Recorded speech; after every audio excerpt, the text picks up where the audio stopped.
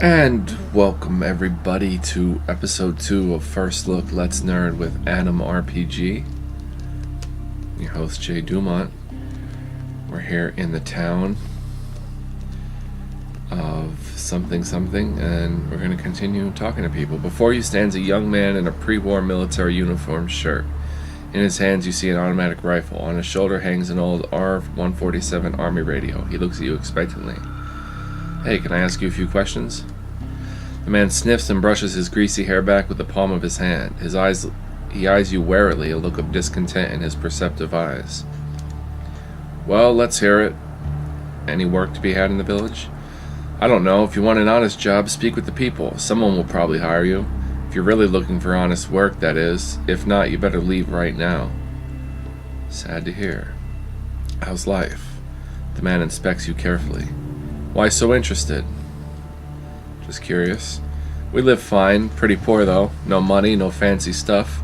If you don't like that, you better get out. He crosses his arms over his chest and looks at you with poorly hidden challenge in his eyes. Sad to hear. Tell me about yourself. I guard this gate under orders of the head. That's all you need to know about me. I'm not some fool who blabs about himself to a stranger. Who are you guarding the gate from? A crooked smile appears on the man's face. You kidding, or is that a trick question? Look around. We live in the middle of the wastes. Here, even a blade of grass wants to kill you. Who am I guarding the gate from? Jeez. Tell me about the head. Curious fella, ain't you? I'll be brief. The head is the main man in this place. Where he is now and what he is doing is not for me to know, and not for you to know either. Fine. Heard any good rumors lately? I didn't hear anything, although I did see something. There are weird critters nesting around the village. Someone really needs to stomp them out, but until then, if you don't value your life too much, you can go through that gate and pick some mushrooms. Kind of mushrooms. You never heard? Our village is famous for its mushrooms. Hell if I know why, but they grow everywhere around here. It's pretty dry in these parts, but they still grow. When it rains, sometimes they even pop up on bare rocks. Gotcha, well I better go. You go, but remember, I don't take too kindly to strangers. Don't give me a reason to fight you. Gotcha, don't get stressed about it, man. I'm here to chill and be cool with people. Alright, let's see what's in here.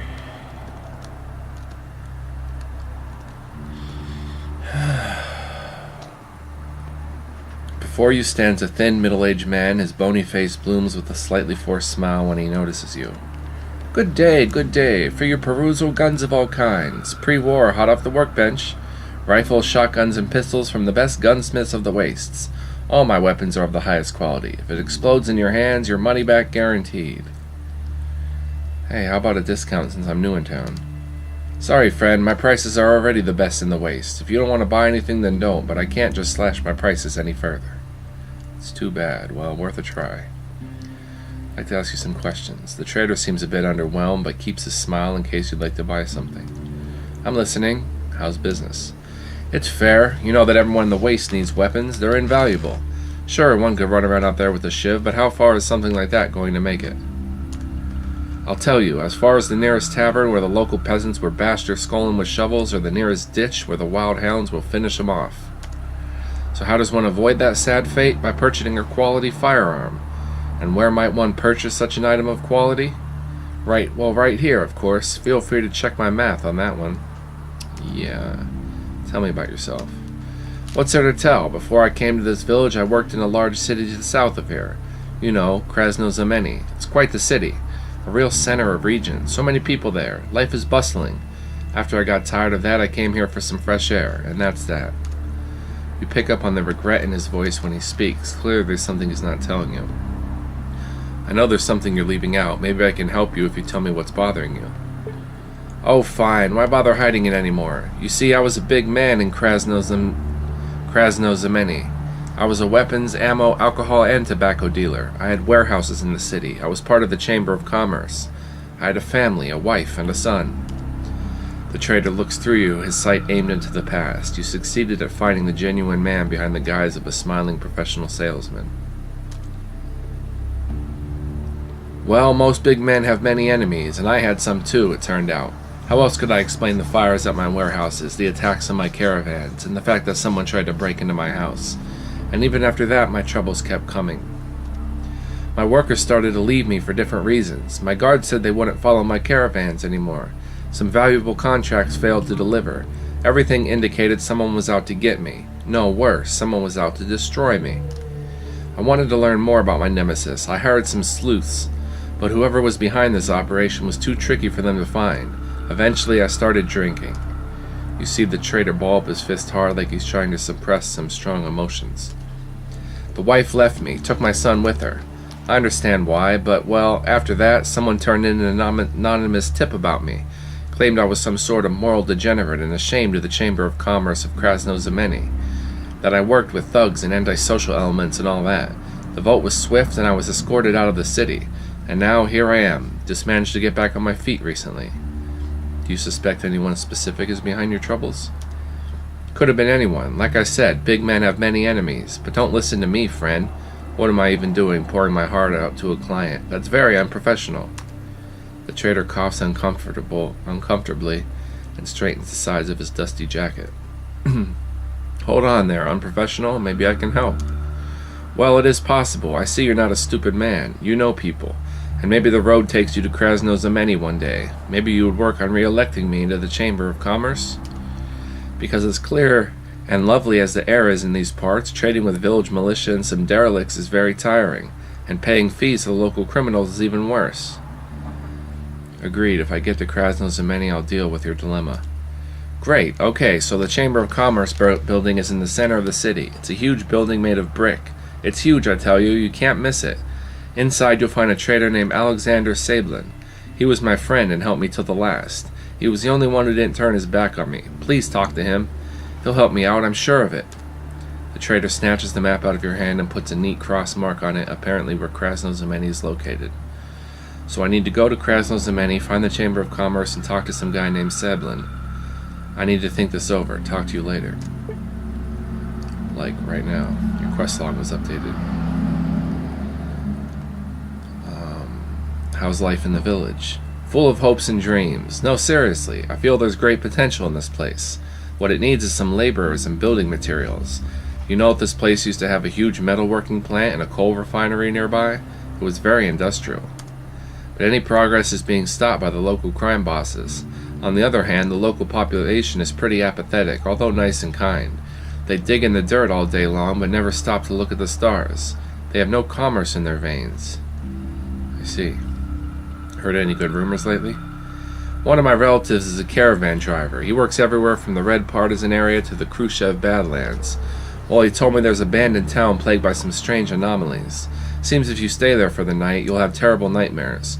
Worse, on the top stories of the buildings, green lights can be seen, and people hear voices, but that's not even the scariest part yet. He told me that his caravan had this boy as part of the crew. So one day he comes up to my relative and says his pal is calling him into the basement because he found some pre-war tins there. Well, my relative gave his okay to the kid and then forgot about it. But the kid, he never came back, and he's been missing ever since. So some men from the crew go down into the basement the kid was talking about, and they only found a fresh pool of blood, and that's it. And the man who the boy thought was calling him from the basement wasn't even near the place the day before.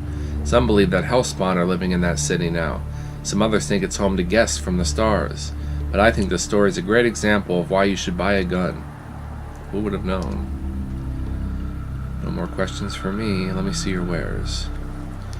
Alright, so we've got some stuff to sell. I'll sell some bricks. Some scrap metal. Some logs.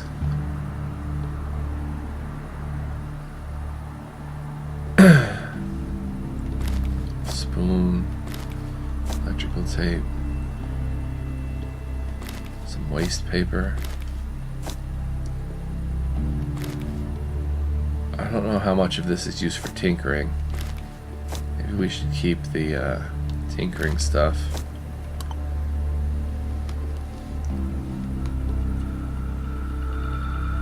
Alright, 24 rubles. Let's see here.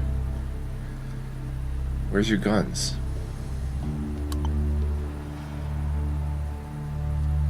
I thought you had guns. Where's your guns?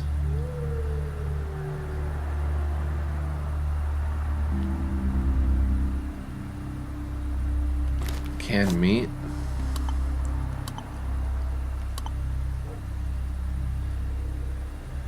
Am I missing something, or does he actually not have any guns?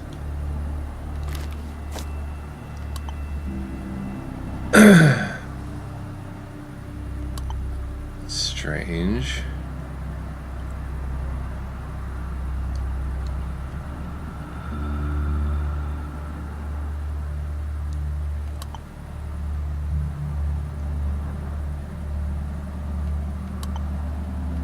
How do I buy his guns?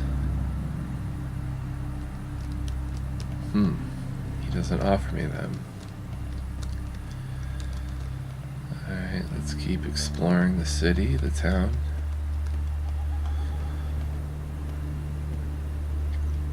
Steal from people. Hello? Before you stands an old woman leaning on a cane. She's wearing a black dress and a black headscarf. Under her black eyebrows hide her black eyes, still sharp and revealing the glimmer of youth. Hello, can I ask you some questions? I'm listening. How's life out here? We do not complain. This village has stood through a lot.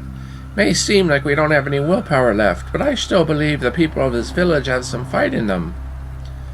Okay, another question. Speak, I will try to answer. Tell me about yourself.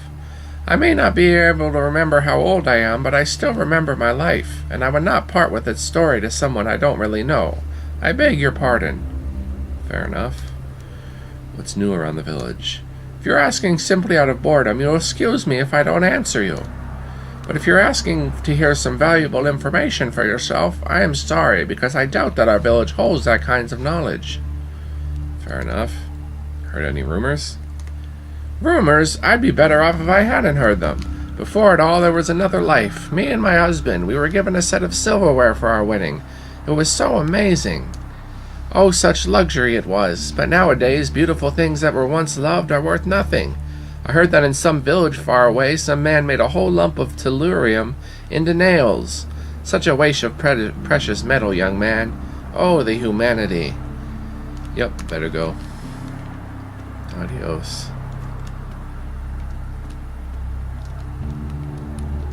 Okay, we know that guy. We talked to him. Someone's snoring in there. Who's in this building? Hello? Nobody? How foolish. Oh. There is somebody. Sup, chica? Before you stands a hardy woman with a strict, large-featured face. She has an apron on over her dress. Hello? The woman puts her hands on her hips and nods towards you. Just make it quick. How's life out here? What kind of question is that? Like anywhere else, we work again, and then we work some more. Not unlike anyone else. Maybe even better than some. Around these parts, anyone will say the same. Okay. Tell me about yourself.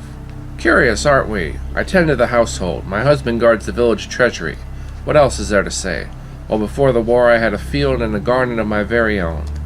Nowadays, I'm not much of an entrepreneur. I'm not a young girl anymore, after all.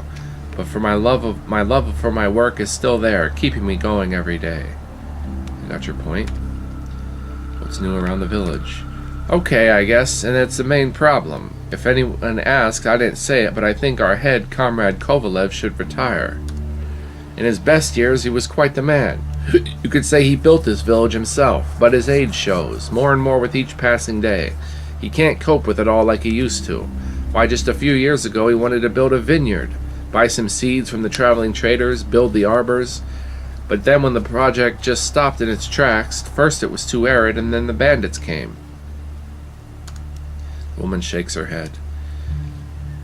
Either he names a successor or we have an election. What we have now, it can't last forever. That's what I think, anyway. I see.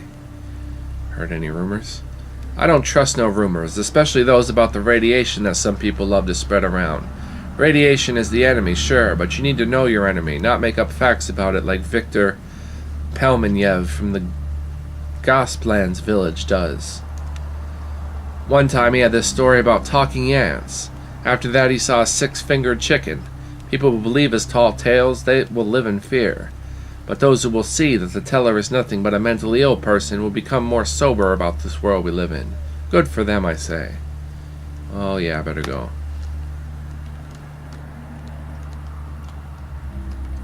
This is a large building.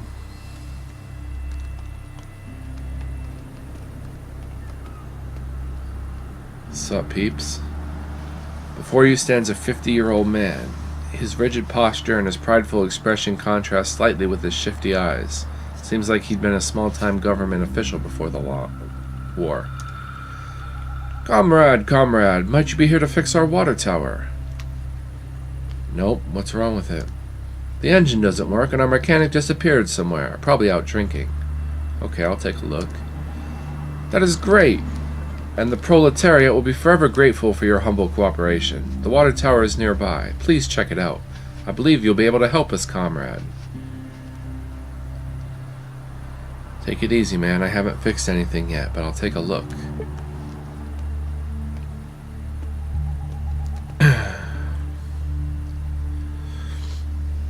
Ooh, this guy. Before you stands a thin, middle-aged man with a bony complexion. He's wearing a camo shirt and old track pants. On his head sits a Panama hat. His sunburnt visage projects immense boredom and fatigue. Hey, can I ask you something? The man smiles and nods. In his dim eyes there's a spark of interest for a moment. Just for a moment. Please. How's life out here? We work hard, mostly. It's just been a couple of years since me and my wife moved here. In comparison with most other villages, this is a real paradise. Even the name, Atradnoy, suits it. The man looks at his blistered hands and quietly sighs. Well, it's a paradise by the standards of this crapsack world anyway. Sure is. Tell me about yourself. This probably sounds funny to you, but I'm part of the intelligentsia. Well, I was, anyway. Before the war, I worked as a columnist in a small regional paper. I also took people on sightseeing tours all over the region. But now I do manual labor, just like anyone else around. Faith is a bitch. It's new around the village. You're the newest thing around, it seems, sir. Sorry, I meant comrade. It's hard to shake off the old habits of speech. But now, our Dr. Mikoya never cared to lose the old speech. He clings to the past and to his principles. I can respect that. No more news, huh? Heard any rumors? One traveling preacher, one of those crazies, you know, the type that travel the world, gather garbage, then speak nonsense. Well, he told me that once he heard a strange noise in the sky and looked up. You won't believe it, but he said he saw an eagle. It was flying circles in the air, and with him was a snake. Not as prey, but as a friend. It had wrapped its body around the eagle's neck. That preacher told me that in that moment he was ecstatic. He said that the proudest animal brought the smartest animal, and both of them traveled to look upon him and see if he was still alive. The man looks into the dusty beyond. He was crazy, sure, but he made me think. Am I alive, or am I just a shell? A body without a soul, a machine? I don't know. The man turns to you and coughs with a shy look in his eyes. He's probably shy or even a little embarrassed that he just said that all in front of you, letting slip some of his true feelings. Great. Well, I better be on my way. Before you stands a stocky, powerful man aged around 30. He has a plump face, an upturned nose, and an impudent look in his eyes. He's wearing workman's slacks and a tight t-shirt with the word rowing printed on the front in faded, sunburnt letters. Attention, you see he's rolling dice in his palm. Hey there, can I ask you some questions? Go ahead, pal. My intel is your intel. How's life out here? It's okay. No reason to be sad anyway. How are you? I don't mope about it. It's okay. As I always said, don't trust, don't fret, and don't ask. Keep your chin up and everything will be fine. True that. Tell me about yourself. I'm a hunter, comrade investigator. That's not illegal, right? I love it. Fresh air, a faithful rifle in your hand, the smell of a campfire on the steppe. Pretty romantic, eh? And it pays well, too. I see. What's new around the village? The commune lives just fine. Not great, but it could be worse. Though actually, I don't really care. I squat around here, sometimes drink in the tavern, and that's it. Sometimes I also try to woo Katya, which is pretty natural. But the village itself doesn't bother me too much. The real fun is in Krasno-Znameni. There's gambling, there are good drinks, and the women are not shy at all, if you get my drift. He gives you a racy smile and claps you on the shoulder. Half of the women in that city are probably raising my kids nowadays. How do you like that? Oh, you rascal, you. Heard any rumors? Rumors, huh? I don't even know. Well, one dude told me that some enthusiasts made an actual movie somewhere south of here. Yep, the first movie in 20 years. It's probably trash, but still it'd be interesting to watch. If the tickets don't cost $1,000 each, that is, which is probable if you think about it. Okay then, I better go. So we're just about done exploring all of the various inhabitants of this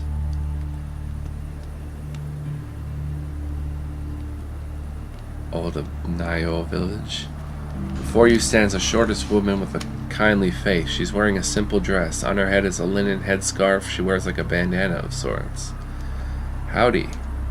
The woman gives you a warm smile and eagerly nods. It seems she'd love to chat. And a warm howdy to you too, young man. Ask all the questions you want. How's life out here? Good. Well, at least I think so. Some of the people are grumpy, like my husband, for example. They say it's no way to live with all them bandits and constant drought. But that's just the survival instinct speaking. In reality, other villages have it far worse than us. It's easy and fun to live in Otradnoy.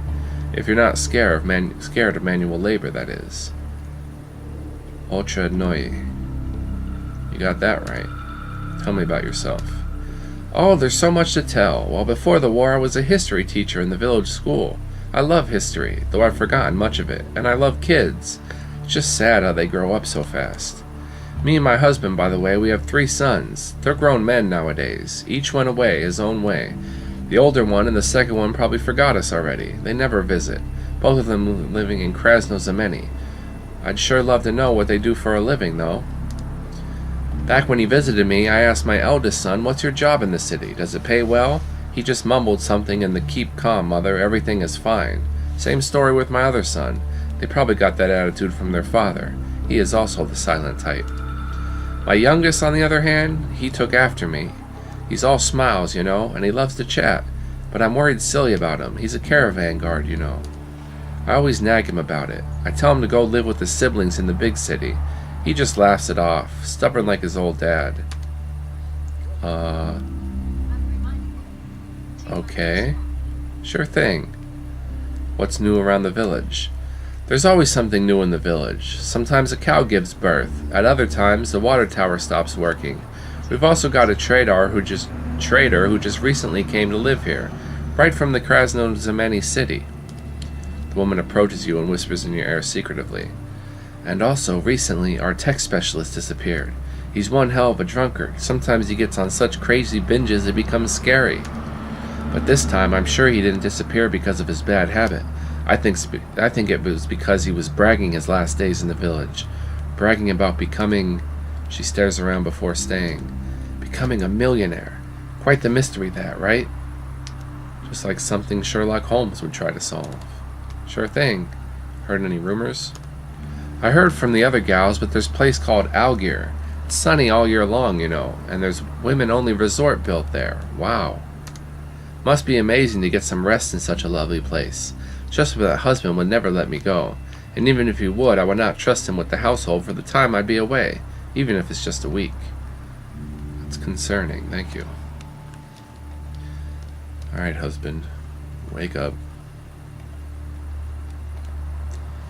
Before you stands a tough, hard-looking man aged around 45. He's wearing an old sunburnt shirt with short sleeves and hardy work pants. It's not hard to notice a wide black mustache on his strict face. Hey there, can I ask you some questions? The man eyes you moodily. He seems tense as if waiting to be attacked. Well, how's life out here? It's an okay living. We work hard and never dawdle. No, isn't that great? Tell me about yourself. There's not much to tell. I'm a simple man. I work a lot. And I wish everyone would do that. Work keeps the bad thoughts away and helps you sleep better at night. I see. What's new around the village? If there was anything new, I'd tell you, but things tend to stay the same around here. That's good in a way. Heard any rumors?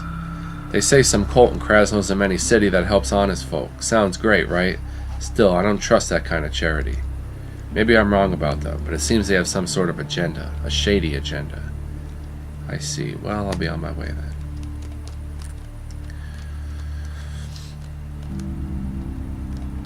Alright, so that would be pretty much everyone. Let's go deliver this note. First, let's talk to this guy. Before you stands an aging man with an old rifle in his wrinkled hands. He looks at you with mostly concealed interest. Hey, can I ask a few questions? Hey there, ask away and I'll try to get you some answers. What are you guarding? It's the village treasury. We keep the taxes we gather here and use them for the common good. If you get any funny ideas, my friend, I don't recommend trying them out. I may be old, but I'm a great shot. I mean you no harm. Tell me about yourself. What's there to tell? I'm a simple man. The one that makes me special is my aim. I can hit a radioactive spider in the eye socket from 200 paces. That's right. I don't like to brag, you know, but for many years now, I've won the local top marksman contest. Good for you, my man. What's new around the village? Nah, all is well. With our head, there's no time to be lazy or sad. He's a great man. I believe in him. Our whole village believes in him, and this faith is what keeps us all together. Everything is fine. Yeah, it's fine. Okay. Heard any rumors? They say plenty of monsters are seen in the south and the north. Giant spiders, wasps, and even more dangerous things. Some even settled near the village. I don't know whether they can breed. If they can, we're in trouble. Yup, pretty troubling. Well, I better go. Good luck. Thank you, sir. And you must be... Before you stands an old man in an old weathered but clean jacket. He looks around 60, but very well preserved for someone who lives in the wastes. It seems possible that his real age is closer to 70. His strict face is adorned with a short mustache. What do you need, comrade? Can I ask you a few questions? I am very busy. Please speak with someone in the village. He turns away from you. Alright, I got this letter of recommendation at the tavern. I'm looking for work, you see. Interesting. Let me take a look at that note. Hand over the note. Comrade Kovalev takes your note and quickly reads it. You notice that he holds it very close to his eyes. Seems like the vision of this strong old man isn't as good as it was in his prime. Seems that Katya Redchenko believes you can be trusted. Maybe so. In any case, you made an impression, and this is recommendation enough. You notice real warmth in the head's voice when he talks about Katya from the tavern. His tone is almost fatherly. Wait silently. The head thoughtfully cracks his knuckles. After that, he raises his gaze to you, looking as if he's reached a conclusion. Maybe I have a job for you after all. You probably already heard about the bandit gang that terrorizes our village. Each month, they come to take our supplies away from us. If we don't pay up, they rob and kill our people. We tried fighting them, but to no avail. But now, looking at your honest face, I've come up with a little plan. The head lowers his gaze again. It's hard for you to read him. He's either indecisive or just trying to find the right words. Let's wait silently. Thing is, our village probably has a snitch living in it. A traitor. A rat. I'm sure about this. Someone made a pact with the bandits and tells them everything that's going on around here. But with that said, I can't imagine who that rat is. And the bastard himself knows me and the other villagers too well to get caught. When we hired mercenaries to protect us, the bandits already knew about it, and each time we trade for a bit of money, they attack. Someone is ratting us out. You're a new face in the region. It should be easy for the rat to trust you. Bring me the identity of the traitor. That's the job. An investigation, huh? Interesting. Comrade Kovalev walks up to you. Do you agree or do you decline? Say it straight. I agree. Where should I start? Where do you start? Well, let me just tell you who in the village I do not suspect. For one, I completely trust my fighting men, Jan and Petchy on the south and north gates respectively. They would not work for me otherwise. Trader Yashin may be a suspect. He is new in town and obviously has a shady past, but he does so much for the village. He built his shop with his own money, he pays taxes, and he suffers from the bandits like everyone else. Dr. Mikoyan and the old Simeon I trust like I would trust myself. We built this village together, you know. They are good people, tested by time and loyal. Comrade Grankin, the village superintendent, on the other hand, is a cowardly, shifty person. But no, he is too cowardly. He would never work with the bandits. It is much more profitable for him to keep his post in the village. and the bandits had no respect for him and would probably shoot him for laughs if he tried to talk to them. Katya and Vasya Radchenko, the owners of this tavern, have no reason to be snitches. They would never do something like that. And the others, I just don't know about the rest. Maybe you could give me some more clues. I suspect the traitor is a man, not too old, a person that travels from time to time, but is ultimately lazy. The head wrinkles his nose. Those criminal types, they abhor honest labor. They think that only low people must work, while they act like some aristocracy. Yeah, well, I better start investigating. What about you?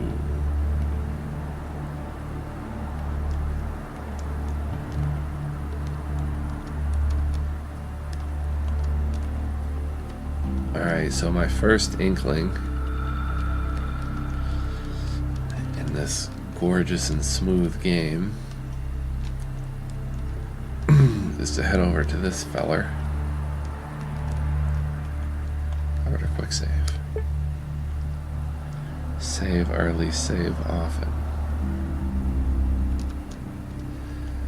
Go over and talk to this traveling guy. I'd like to ask you some questions. Nothing about bandits.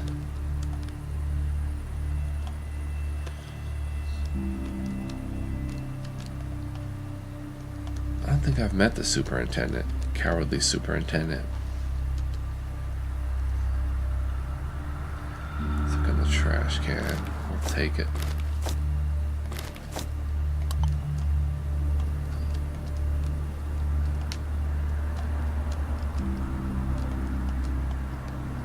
Superintendent, someone in here? Oh no, this is the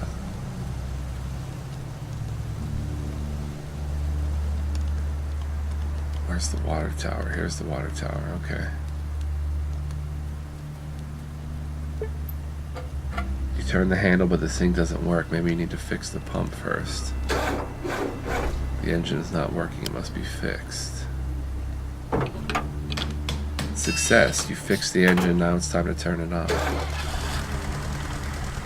Nice. You wash yourself and drink some water right from the sink, but you need to hold some container if you want to take some water with you.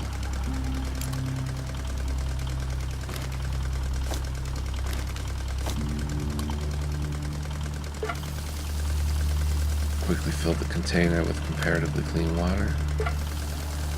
Quickly fill that. Another empty bottle.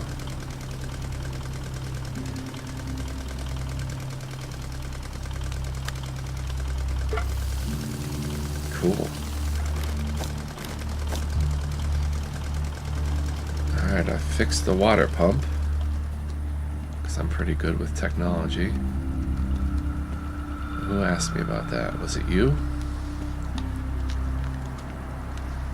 Oh, comrade, how goes the engine repair? I fixed it. The deed is done. Oh, really, comrade? I can't believe it. Is it true that someone in this world, warped by war and anger, had the strength and morality to lend a hand to a struggling community? It was a pleasure, really. Now, this is refreshing, comrade. Not many people these days get satisfaction by simply helping others and feeling the euphoric rush of good, hard labor. Thank you very much. He shakes your hand and pats you on the shoulder heartily. Oh, no reward.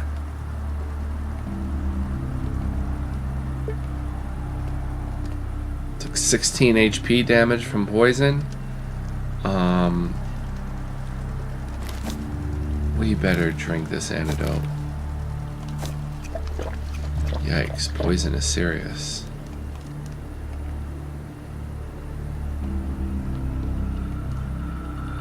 First, in case we have to fight somebody, let's go to the medical center. Get taken care of. Dr. Mikoyan.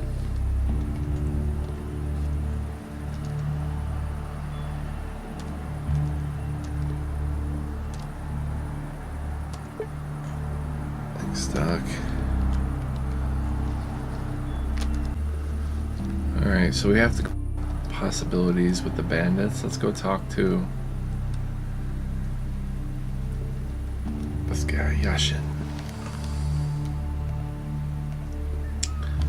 nothing.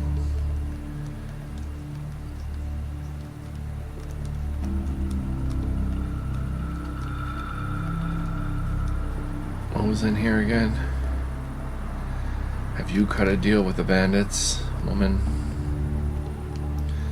I'd like to know what you think about the local bandits. The woman puts a hand on her mouth and looks around fearfully. It seems the very topic scares her. Those bandits are terrible people. I'm scared for my husband the most. He is a proud man and is not accustomed to being disgraced. Those bastards, they shake every coin they can out of us. Every time they do, it's like a knife in the heart to him. They are terrible. Those guns they have, they're not afraid to use them either. For them, killing a man is easy. It's nothing to them. And I'm afraid that my husband will do something stupid one of these days and get himself killed. It scares me so much. The woman sadly shakes her head and wipes tears when you're not looking. Doesn't seem like she is a liar. She really cares for her man and for the village itself. Everything will be alright. Thanks for sharing your opinion. What about hubby here? I'd like to know your opinion on the local bandits. The man clenches his large fist. The whites of his eyes go bloodshot. You watch as his whole body shakes with a wave of poorly concealed anger. Goddamn lawless jackals, is what my opinion is. Instead of working like decent people, they rob our village and peaceful travelers. Oh, if we had the strength, we'd show them all. He slowly calms himself, but still shakes his fist. Even the mere existence of the bandits seemed to challenge some of his personal beliefs. He looks sincere in his anger. A man such as this would rather die than cooperate with bandits. Gotcha, bro. But this guy, I don't know about this guy here. It's quick save. I don't know about this guy right here. I'd like to get your opinion on the local bandits. Do they have a representative in the village? The man's face stays the same and he doesn't expose any emotions your words should have brought out. His manner stays the same and his gaze is still pretty saucy. Thieves are thieves, what's there to say? They survive, but that's it. He spits to the side and looks at you insolently, right in the eye. Do they suspect someone inside the village? Is there a spy around? And why are you interested in anyway, comrade detective? Well, what if I want to join them? Yeah, look, what if the one who's working for the bandits just left the village quietly, making no trouble for you or anyone else? Out of sight, out of mind, as they say. And when you decide you're done with all the bullshit, sleeping under rocks, stealing dog food and all that stuff, there'll be a position available for you in their bandit camp. It's located not too far from here in the abandoned factory. Well, how do you like that kind of career opportunity? Let's make this perfectly clear. You're the village snitch, right? Whoa, quiet down, man. Yes, that's me. Although I resent being called a snitch. I'm more of an infiltrator, you know. Got sent here by my group. Anyway, my proposition is still open to you if you're interested.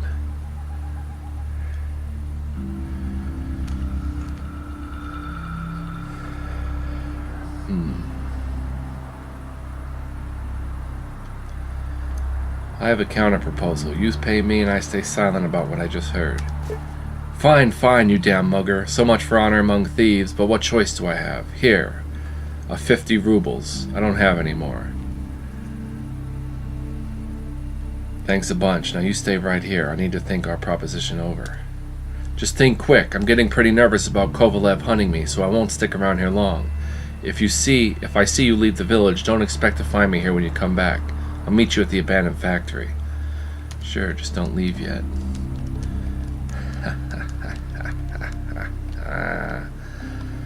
Thieved a thief out of his own thievings.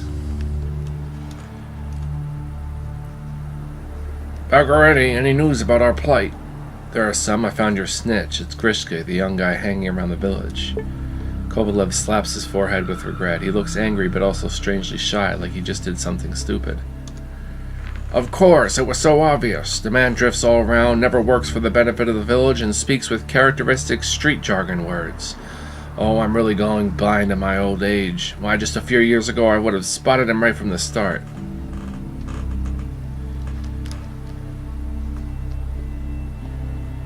You're getting old, Comrade Kovalev. The head's eyes narrow to slits. Watch your words, comrade. You helped us out. I'm the first to admit that, although I mistrusted you at first. But that does not give you the right to insult me. Fine, what now? Comrade Kovalev strokes his chin thoughtfully. He's probably thinking about his next step. You calmly await for his reply. Finally, the head claps his hand, showing that he reached some sort of decision. We must dispose of Grishka the snitch. This much is clear to me, but how? I don't want to spend panic throughout the village and make the people nervous. He must be disposed of quietly so nobody notices. Well, Comrade Kovalev, how about my payment? You did a good job, you know. Learned the whole truth and did not conceal it, although you probably had reasons to do so. For your cleverness, a fitting reward, 250 rubles. I'm an honest man and I pay for honest work.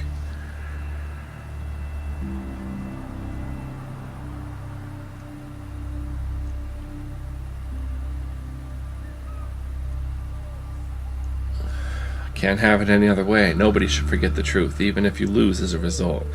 Even if you lose your health over it. Even if you gain some new, powerful enemies. Yes, that is true. How did that old song go? We, the people, go hand in hand with the truth. Here, have a little extra money. You earned it, and thank you again. Anyway, let us get back to our problem. Grishka must be dealt with. He must disappear so that he can never continue working for the enemy. I would be glad to help with the disappearing. Interesting. I would not ask why, but this is good to hear. But what exactly do you propose? Attacking him in broad daylight? No, no, and no. That will never work. I don't want to rouse panic in the village. The snitch must be dealt with quietly. It must appear as if he just left. Beyond the fence there is this abandoned building. How about you lure him out there silently? You know, do the deed. Cleanly. A rotten thing to do, especially by my standards, but sometimes one must do rotten things, if it means saving our little community from total obliteration. I don't know how you'll lure him there, but I grant you total freedom to do so. After the execution is carried out, return back to me. I'd like to speak to you a little bit more about our future cooperation. It will be done. I will lure the snitch into that abandoned house and, well, you know, gotta go.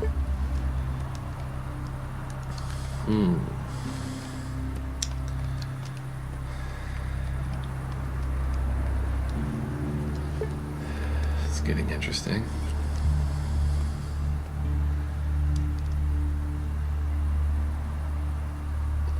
Listen, you don't have anything going over to that abandoned building over there, right? The snitch looks at you suspiciously and eyes his surroundings. To gain his trust, you need to trick him somehow. Why would I do that? Listen, pal, 2 of my buddies are looking for a place to stay just like I am. They're squatting in that abandoned house over there. We should probably pay them a visit. The man calms down a bit and nods. So your buddies are in that abandoned building over there. I know where it is. Yep, but they're not the trusting sort. If you go there alone, they'll hide. So what am I supposed to do? I'll join you and call them out.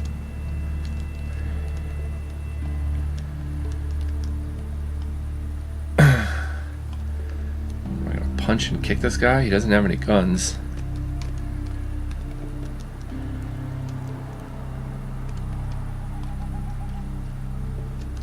I think this is the abandoned building.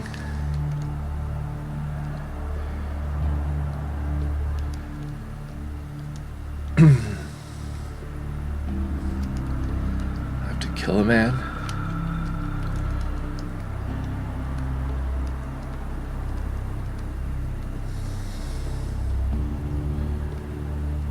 This is kind of dark dealings here. Dark dealings indeed. Looks like where our treasure would be buried.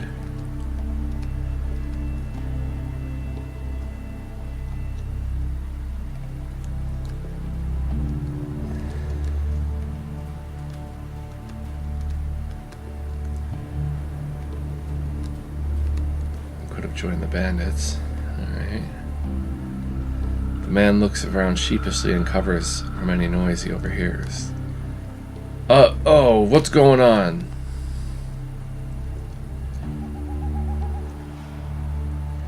Sorry, man, it's nothing personal. You asshole! You lured me here to kill me! Well, we'll see who kills who. Oh, he's trying to shiv me. Oh. He broke his weapon. Haha.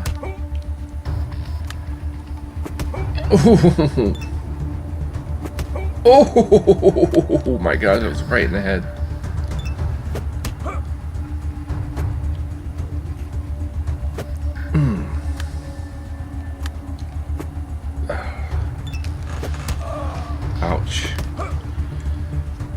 he's hitting hard. Oh. He's only slightly injured? Ouch. Oh, I'm dead. I am dead.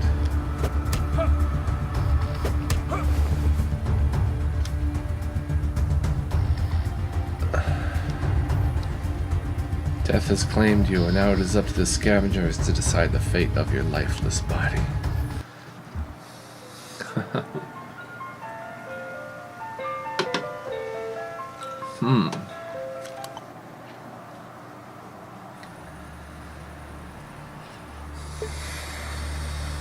Do I have any kind of weapon that I can use?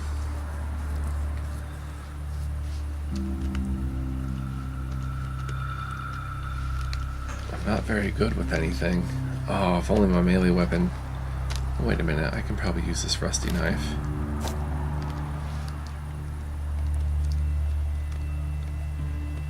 Let's try this again.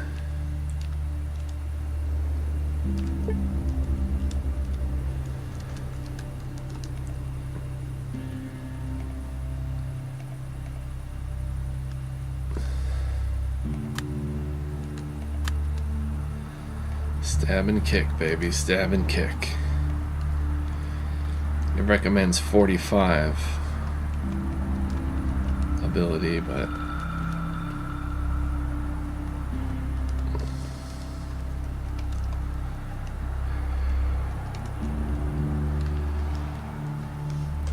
I think 44 should be okay.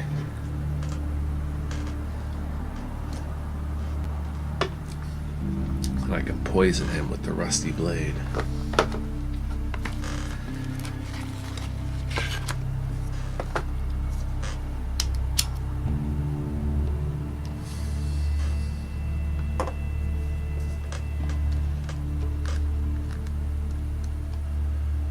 Oh, what is this? Is that where someone hid their stash? I'll leave that for a minute. Sorry, man, nothing personal.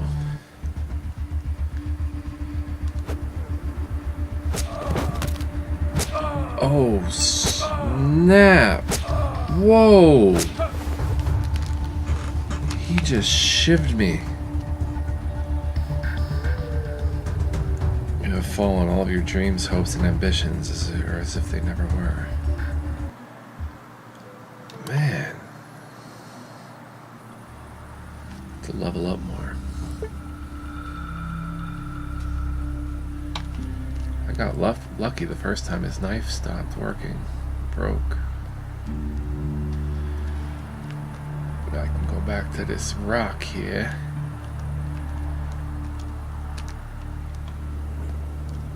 Let's see what that's about.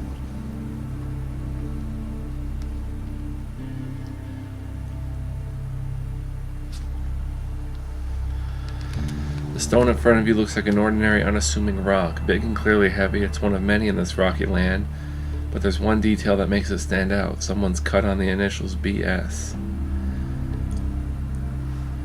Spade. Use the spade as a lever to move the rock. Push the spade under the rock and press the handle to use it as a lever. With a loud cracking noise, the spade breaks down. Bloody hell. Try to move the rock myself. Failed. Examine the rock. The person who cut the initials in the stone was diligent yet clearly lacked skills and used makeshift tools. The work is crude, but the rock looks much like a gravestone.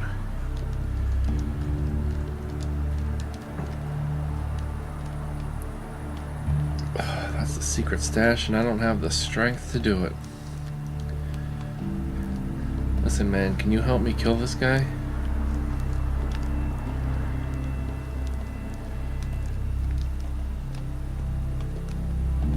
Don't know what I'm supposed to do. I don't have any weaponry.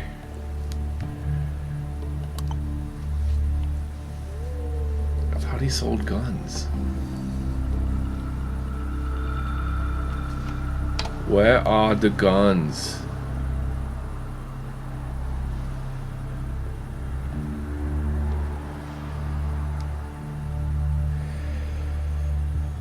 You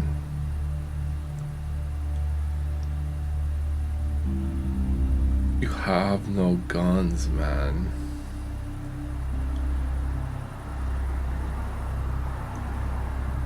What's supposed to do? Hit him with a brick? For 6 rubles?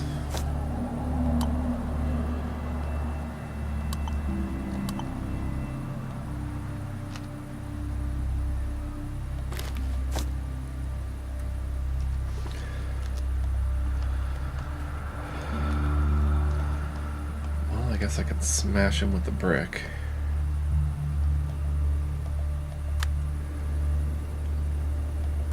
Brick and a kick. So let's put the brick here so we get a punch and a brick.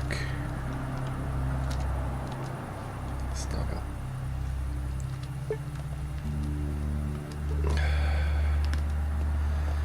I don't think this is possible.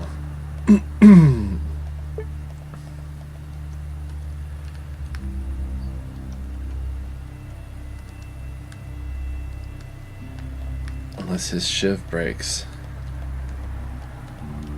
Come over here. What's the problem?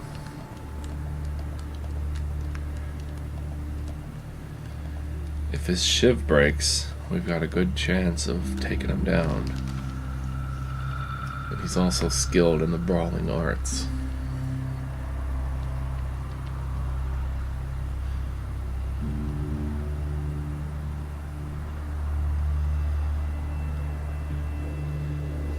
It'd be cool if I had some, like, bat or something, a baseball bat.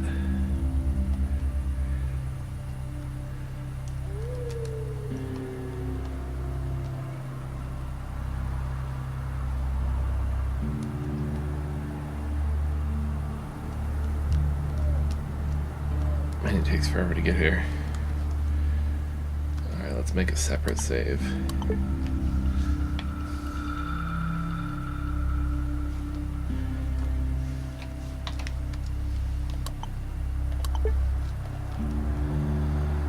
About to get bricked, buddy.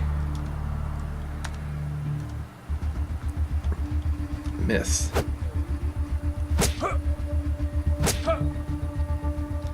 Dang. See, why is my chance so low with this thing?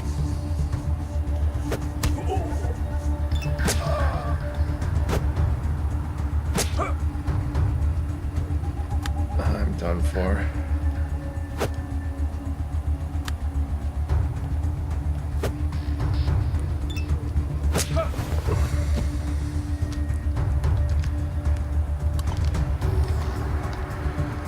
I need a gun, man. I need a gun.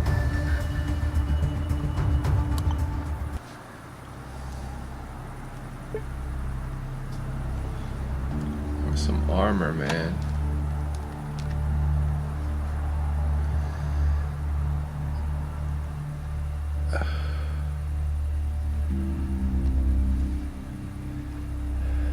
I guess we gotta leave here.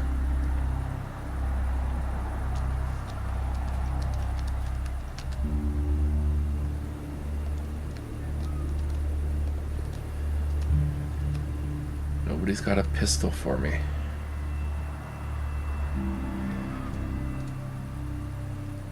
How did it go? There's this thing, yes? Can you tell me about Katya Radchenko? Kovalev seems to warm up, but his gaze turns suspicious. The strict old man takes a step back and squints his eyes at you. Why are you so interested? Your voice did change when you spoke about her. Comrade Kovalev shivers as he hears your words. He then pouts and begins talking in an academic manner. I was a good friend of her parents, back before the war, back before she was born. She grew up with our village. She's very close to it. Same kind heart, same sad look. She's like a daughter to me, the last reminder of her mother and father, my friends. But that's not the whole story, is it, Comrade Kovalev? Don't worry, you can tell me. Pour your heart out. That's quite a weight on my shoulders, you know. Quite the weight. The head rubs his gray temples. He says nothing. After a few long moments, he straightens. His face looks flushed. His lips are pressed tightly together. Kaya, she is my daughter. What a twist. I knew her parents for a long time. I served together with Vazia's father. I lost all contact with him after that. He just disappeared from the radar. But then suddenly he showed up in my town with his wife. He was transferred here for some engineering work. And I already worked as a detective within the militia back then, fought crime. We became friends, very much so indeed. Soon after, Vazia was born. His dad even wanted me to become his godfather. It was a common practice for intelligentsia back then. Regretfully, I declined. He was always on the road because of his job. Went to Krasnodar and Novorossiysk, Stavropolis, everywhere. His wife waited for him, but life can get very boring in such a small town. She was a very smart woman from a good family. Because of her, I read Hemingway and Remarque and all the other great classics. Comrade Kovalev starts rubbing the bridge of his nose, fatigued. Seems that a man so used to speaking with short, clear phrases, it's very difficult for him to speak at such length about a delicate topic. I fell in love with her, never told anyone, not friends. I couldn't even admit it to myself. But once, I visited her when her husband was away. We sat quietly for a time, and it became so lonely, so sad inside my very soul. I never had a family. My parents died in World War II, and I never had a wife. Only my job. I don't know. I just looked out the window, and there was that moon. I looked at that moon as if I was enchanted by it. That moon was like a window into another life, where everyone was right. Understand me, please. The old man looks out the window, transfixed, as though seeing not the dusty wall of a nearby shack, but that same enchanting moon. And when I turned to her, she had that look in her eyes, a deep, piercing look, as if she understood me at that very moment, understood everything about me and about herself. We were thinking in unison, it seemed. And after that, all happened on its own, and then Katya was born. I wanted to tell the truth about everything, but then the bombs fell, the epidemic started, and the time for talking had passed. Many people died those first days. Vanya's parents were among them, but he dies, and 3 days later, she followed. I see, but why didn't you tell Katya? Why would she need to know the truth? Let her think her parents died back then. This new information could hit her very hard. Maybe it will, and maybe it won't. Still, I would like to hope this story stays between us. Comrade Kovalev straightens his jacket. It seems that his usual mood is back, and there's no more moon outside the window. I have a lot of work ahead of me, so please make it quick. How do you like being the head of this commune? If not for our troubles, it'd be fine. We work together. The people are good citizens. The people do not seem to question my authority. Right. Tell me about yourself. I don't really like to speak about myself. Before the war, I was a police detective. I fought organized crime, mainly. But after the war, I became the head of this commune of survivors by chance. Now it's my job to oversee the village and ensure everything is in order. Got your point? How's life out here? We are very lucky. I heard in some communities the power lies in the hands of criminals. It's total hell over there. People got their heads sawed off. They are hanged, their eyes gouged out. In spring they are tied to trees to get drowned by the floods. These are terrible things that really happen. I would love to say that all this evil is made by the usual suspects, the criminals, the drug addicts, the lowlifes, but they're not the only ones committing these atrocities. Some of those things are the norm for regular people who simply forgot the morals of the old world. But I remember the old world, and sometimes I'm very frightened by the thought that some simple citizen somewhere might be acting like a medieval bandit baron now. The human soul is a dark place indeed. You don't say. Heard any rumors? Comrade Kovalev shrugs his shoulders with no apparent emotion. People always chat about something. I don't listen, though. In my line of duty, rumors are no help. Ask someone else. Our village has plenty of people that like to wag their tongues. I should go.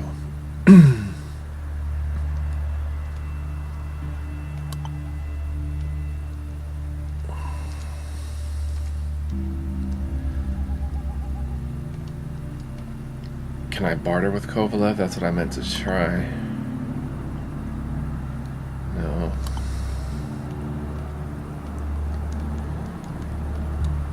I do have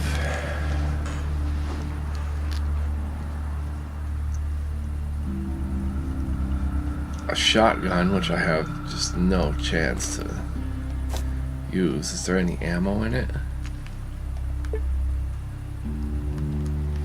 There's no ammo. Ammo. 7.62 by 39 millimeter. Who would have the ammo? Yashin.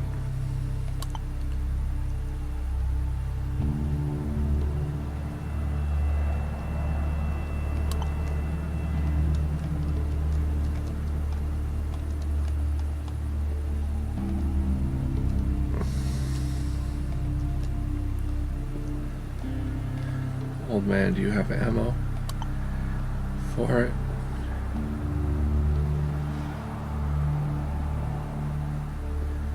Cucumber brine.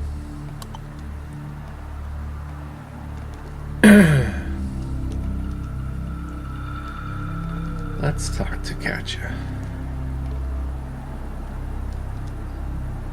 Hello again, Mr. Businessman. Hey, just want to know how you're doing. The girl seems a little shy.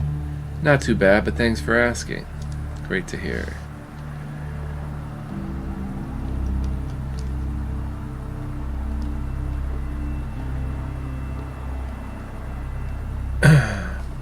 Katya, I wanted to tell you something. What's that? There's this thing, well, you see, Comrade Kovalev, he's your father. The girl starts giggling, but when she sees you're not joking, she becomes very serious. That's not funny, you know. A joke is a joke, but don't say it like you mean it. Kovalev, my father, that's crazy. I never lie, he told me himself. Oh, really? Then I'll go and ask him. Your choice.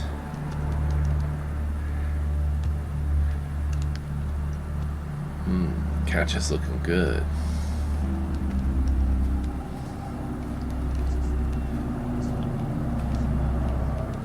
Get in there. Comrade Kovalev, I was told... Oh, I don't even know whether to believe it or not. Someone said you are my father.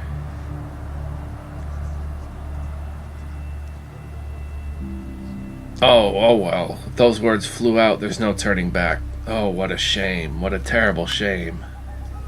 It's true, honey. It really is true. But why did you hide it from me all these years?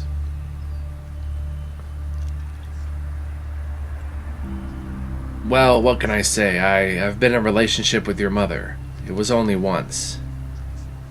A crime of passion, a sin, but I always respected your father and your mother. I just couldn't blurt out the truth. And after what's happened, I couldn't find the strength to tell you.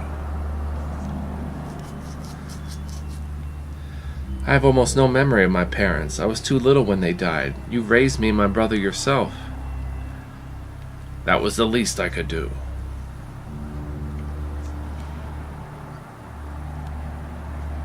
But now, I don't even know how you will feel about my help. Now that my cowardice has become known to the public. Could you forgive this old fool?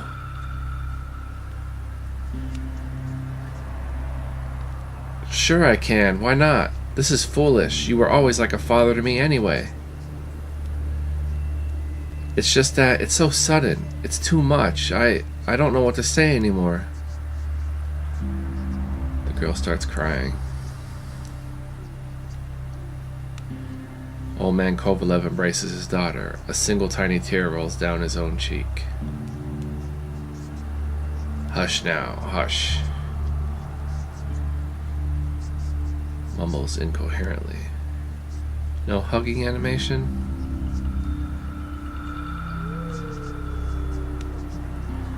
I wanted to see a hug. Ha ha ha! There.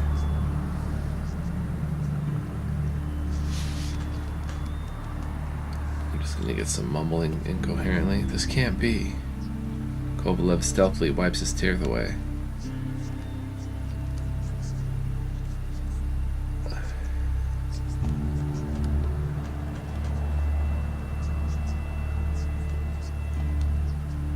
Well, this is awkward. You don't say. And that's the whole truth. I'll let you two go.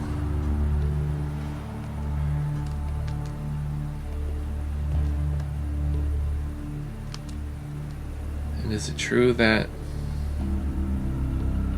to my deepest regrets, mumbled incoherently.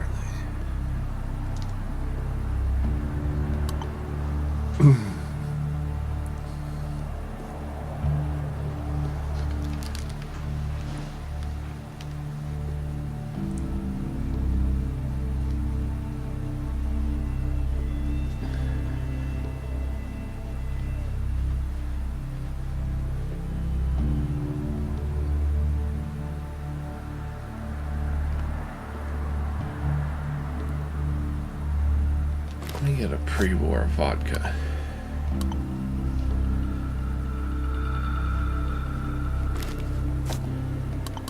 And some meat. I've got the rubles. Here, have some logs.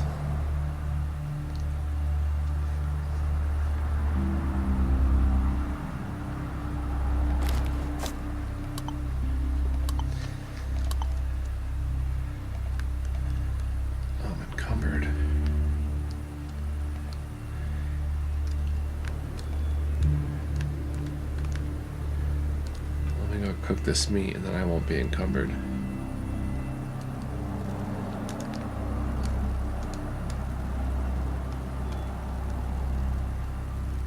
Oh, there respawns? Or did I just not kill that one?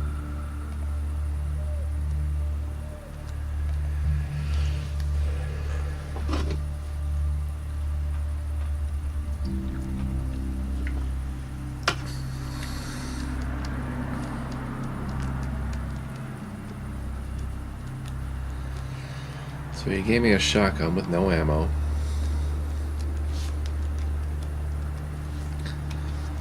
Bartered with this guy and his sheep.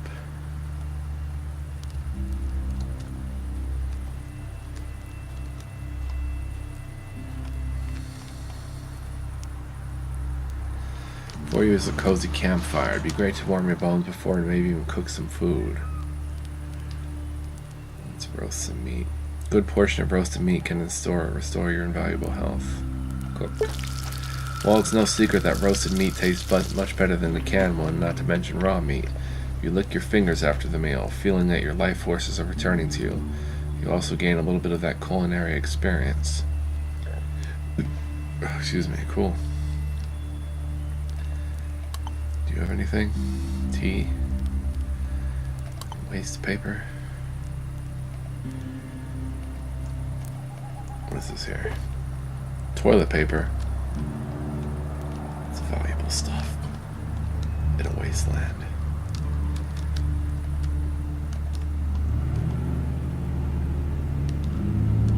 So is there a day and night cycle, or do I have to explore this at night?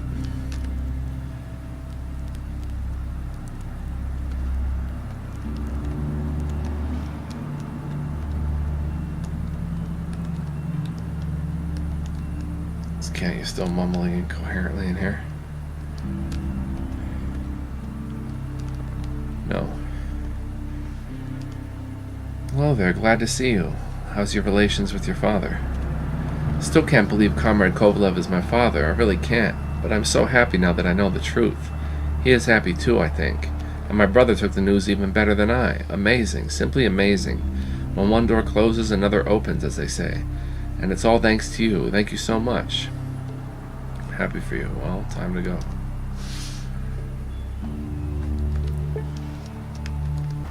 Alright, so I can pretty much forget about this brick. I don't have any ammo for that. Let's try to make it daytime. Let's see what happens.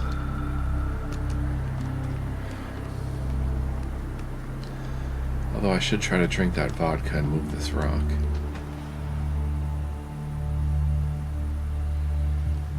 Worth a shot.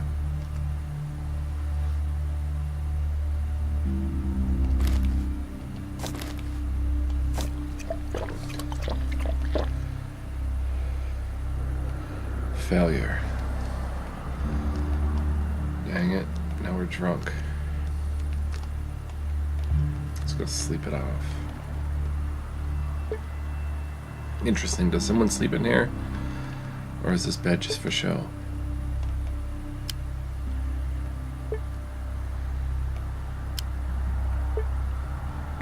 Also, that's how you find information on things. You hold it. You see metal shelf. Okay. So how do I rest?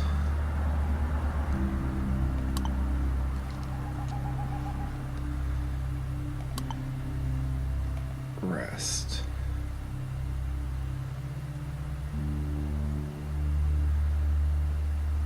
For 3 hours. 30 minutes. 30 minutes. There we are. Daytime in the wasteland.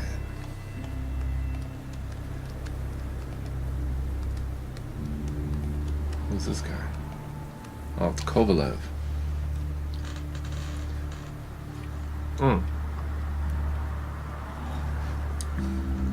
It's a mailman.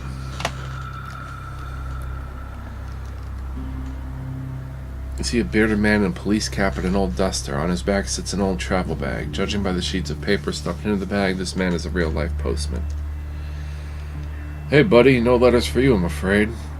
I ask you some questions. What do you want to know? What are you busy with? Well, as you can see, I deliver mail. Dangerous work these days, but someone's got to do it. Who do you work for? Chamber of Commerce in Krasno-Znameni. The local government, in other words. Their seat of power, as you can tell by their name, is in Krasno-Znameni. They rule from there. Well, they don't really rule around these parts. Mostly they just sell TVs at a low price to brainwash the locals with propaganda. That's all because they managed to repair the TV tower at the river. Don't think I'm too harsh on them, though. It's clear they are basically thugs, but at least they're trying to become a real government. They even hired me to deliver mail, just like in the olden days. So is there a lot of mail to deliver? You wouldn't believe it. I barely cope with the amounts. I'm always asking the bosses to hire more postmen, because although people looked at the idea of creating a postal service suspiciously at first, they soon learn how great it really is. So now I'm delivering heaps of documents, letters of inquiry, and even love letters all over the place. People really are social animals. I see. How are you? I spend most of my time on the road, moving from village to village. I visit all the places around here. Most people seem to like me, even the bad ones. That's all because I'm a reminder of the good old times. I'm carrying mail. That means it's not all bad in this world. Isn't it scary to travel alone? It is pretty scary. The roads are stalked by hungry dogs and wolves. There are also monsters nobody ever seen before the war, not to mention the bandits. I was shot, I was knifed, I was punched, and I was bitten, but I'm still alive and kicking. And I would not change this job for anything, not because I have this gun and this fancy cap on my salary, but because by doing my job I'm bringing order back into the world, one letter at a time, and this feeling keeps me warm even on the coldest of nights. What about the places where people don't take kindly to you? There are these too. The people get angry and scared in many places. Some believe that anyone who wanders the roads is out there to get them, so they attack first. Killing them is like drinking vodka for guys like you and me. Second nature.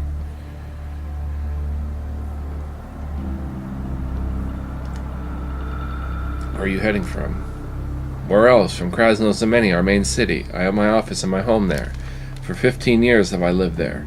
But originally I'm from the north. I was one of the refugees. Tell me about Krasno-Znameni. Before the war, I never visited really, but I heard there was a real dump back then. Just some backwater little town which had a tiny research institute somewhere in it. Nowadays, it's the biggest city around, the new Rome. Well, in comparison with all the other towns, which are now nothing but ruins, people resettled it after the war. Farmers built farms around it. Now people work the fields. Somebody fixed a small power station. Others created a primitive form of entertainment industry.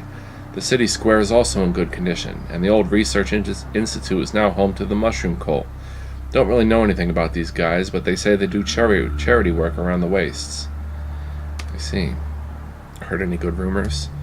Yup, they say there's a secret organization in the waste called Atom. Ever heard about them? They are the sort of guys that try to find ways to improve life in the waste by teaching folks how to repair generators, fix the water pipes, all that good stuff. They do it through undercover agents that infiltrate society. If they really exist, I hope they stay secret. They clearly don't want to show themselves, and so they shouldn't. Ain't that the truth? What was your mail?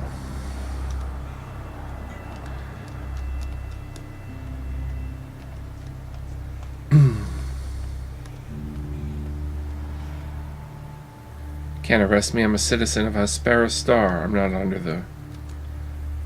Who are you? You see a man wearing a tinfoil hat. He's shifting from one foot to the other, and from time to time shouts out some phrases that make no sense in a language you don't understand. A small pig is sitting at his feet. It is obvious he stopped in the village together with the madman. As you come closer, the chaotic movements of the man's lips immediately stop. His insane gaze stops wandering and focuses on you. The idiot has come to look in the mirror, and the mirror is calling him an idiot. What do you want? Do you want to ride Oink? I won't let a pig piggyback a pig.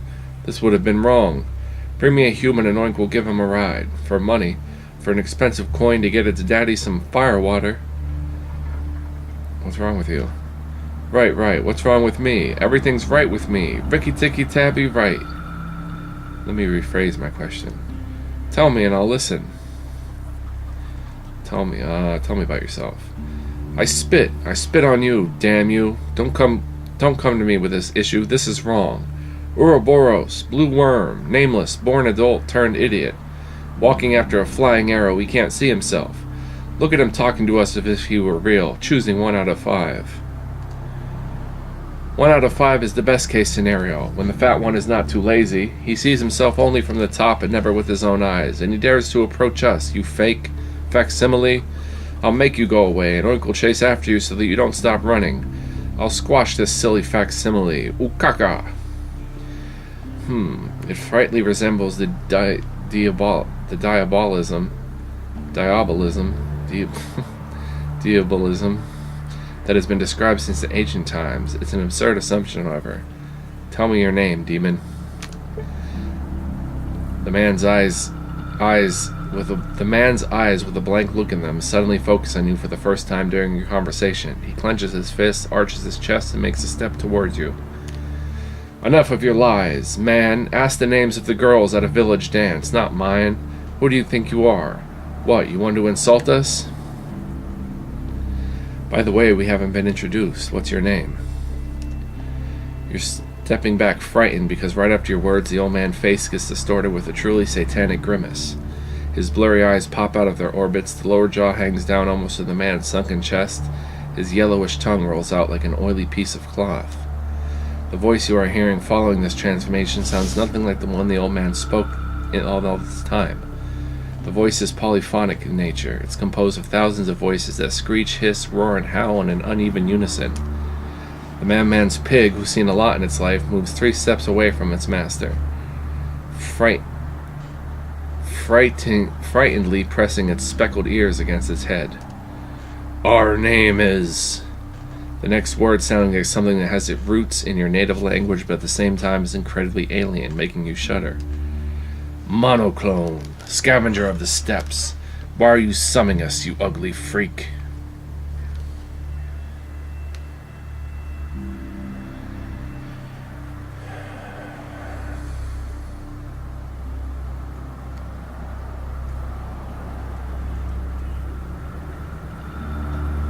Hey you, monocle or whatever, what do you want with this man? Suddenly the man calms down, squinting his eyes a bit, answers your question with his own. What do you want here? If you don't mind telling, of course.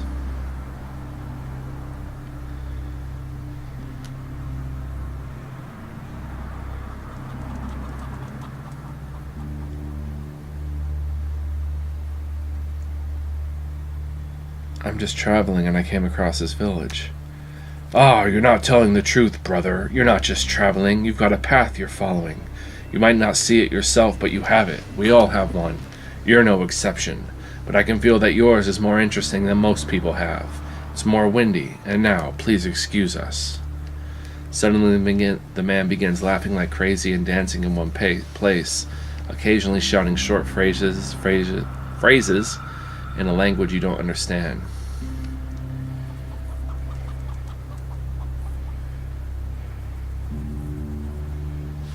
It is indeed a curious case. Hey demons, exit the body of this gentleman. You're speaking bravely with inspiration and passion, but the old man's reaction makes the end of your phrase get stuck in your throat. The madman is literally transforming in front of your eyes. To the sound of squealing of the scared pig, whose short, rough bristle raises up on its hunched back, the demon-possessed man gets completely pale, his blurry eyes fill with blood.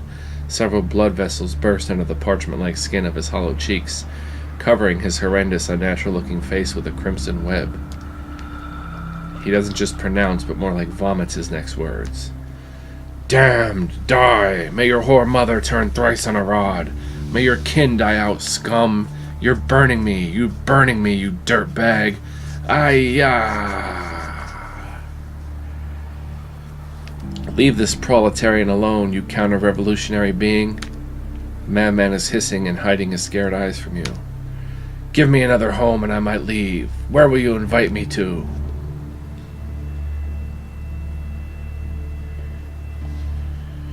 Huh.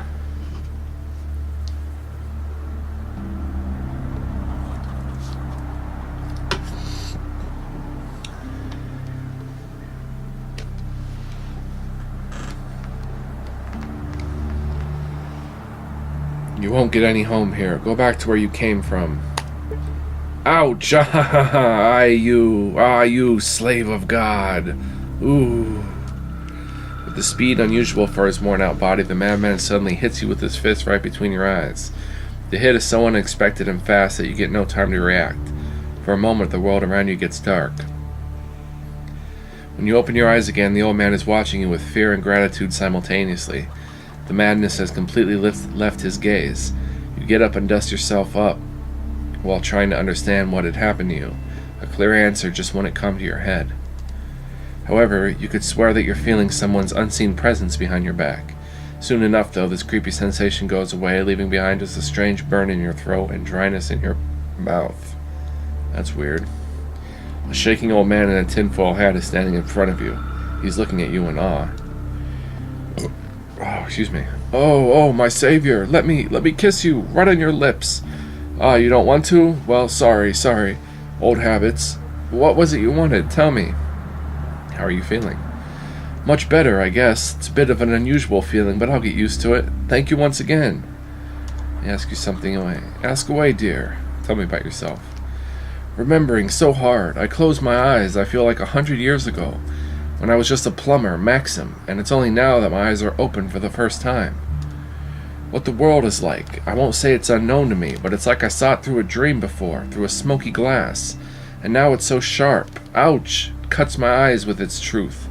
I've got to get used to it. I've got to look for my place in it and make sure that place won't be in the quicksand. I see. What are you planning to do now?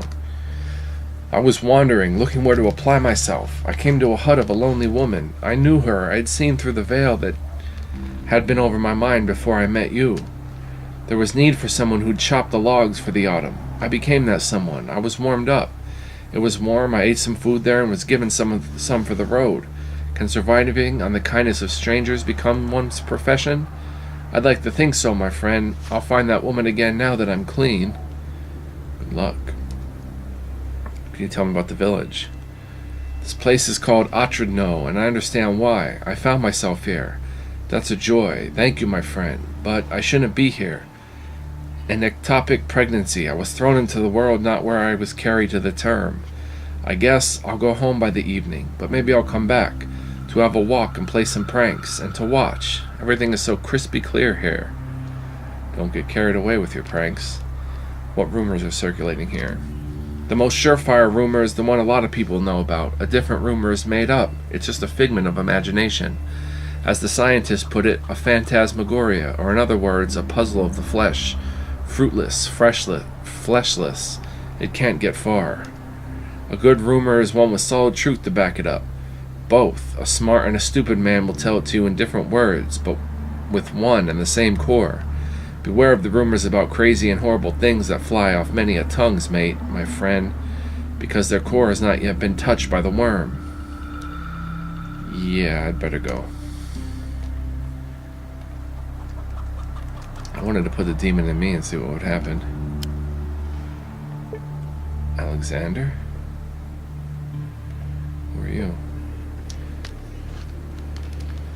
You see a muscular man near the bar. He eats mincemeat out of a can and washes it down with vodka. His face looks familiar to you. Yes, of course. It's another Atom cadet you knew before being sent on a rescue mission after the Lost Expedition. You were never friends, but you still recognize him. His name is Alexander. Oh, hey. The big guy turns to you, squinting a little. Finally, he waves at you. Hey there, Matthew. Didn't recognize you at first, but now it's painfully obvious. Yeah, what are you doing out here anyway? Alexander sniffs, looks at the barkeep and the girl at one of the tables, and then whispers to you. I'm surprised by this question, Shav. What am I doing here? Did you honestly think you're the only one they sent after Morozov and his buddies? Nope, not the case. We were both sent, just at different times, so I stumbled upon this village. So is life in the Waste treating you okay? What are you, my mother? Don't answer. I can see you're not her. Life is okay. Well, it's not like they say in my native Georgia, a sweet peach, but it's still okay. You suddenly remember that neither Alexander nor his family are from Georgia, but you politely decide to keep your mouth shut about it. I'm just so concerned about that lost expedition. It's so important for me to find it, you know. So important, both for my body and my soul. I'm actually investigating a lead right now in this bar. I'd share some clues with you, but I won't. Get your own clues, Shav. Fine. What do you think about this place? It's okay. Too many holes in the ceilings and walls, but you know me, Chav. I'm a man of nature. I'm one with the forest. I don't need nothing, just some food and some wind protection. But that lady over there... Alexander nods in the direction of the girl who writes something down in a notebook which has the word accounting on the cover. She does not notice you looking. That girl Katya could have been more into me, you know? I'm the only person here that's not a fucking mutant. A former Marine. Great for breeding with. And yet she doesn't look at me. Some gratitude for what I did for this country way back in Afghanistan. You suddenly remember that Alexander never served in the Marine Corps, never fought in Afghanistan, and actually got his blue beret from a passing trader a few years ago. But you politely decide to keep your mouth shut about it. How's the investigation going? Well, I'm calculating things. Yeah, looking for clues all around. Almost found our lost guys. When I save them, I'm getting out of this place. 'Cause, well, just look at that guy over there, Chav. Alexander cautiously eyes the barkeep and lowers his voice. Check out his meaty eyebrows. A real-life mutant is what he is. A monster shaped into human form. And most of the villagers are like that. Ugly fellas, inbred and dumb. Thank God me and you, we have integrity. We never tell anyone like that the location of our secret organization. Alexander waits until the barkeep turns his back on him, then shakes his fist at him while making an angry face. Heard anything interesting? I started tending to my muscles as of late, doing some bodybuilding, you know. I doubt a shrimp like you would find that interesting, though. Yeah, why would you need to stay handsome? You're too much of a material man, you chav. You think strength is only needed to intimidate people and force locks. But to me, strength is beauty. The hidden beauty that makes girls around you blush and drop their pants down. Yeah, boy. Alexander shows off his muscles. They are quite large. His hands look like industrial chimneys. So you didn't learn anything of importance? Well, how should I put this, Chav? Once I went into the woods. Maybe I drank some liquor before doing so. Maybe I didn't drink anything. But anyway, suddenly I heard a baby cry. Wah, you know? The real deal. So you know what I did? Nothing. Just went my own way. Because it obviously wasn't a real baby. Just some vile mutant pretending to be one. And even if it wasn't a mutant, what am I supposed to do with an infant? Eat it? Not my cup of tea, my man. Maybe in the next life, I guess. I will tell you one thing. If you hear a baby crying in the middle of the wilderness, just keep on walking. I see. I better go now. I should go to work. See villager. Oh, we already know this villager.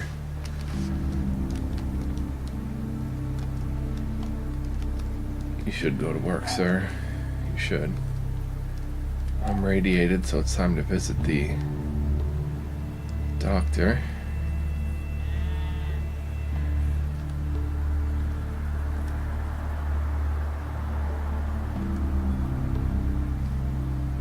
I have to buy some drugs. Alright.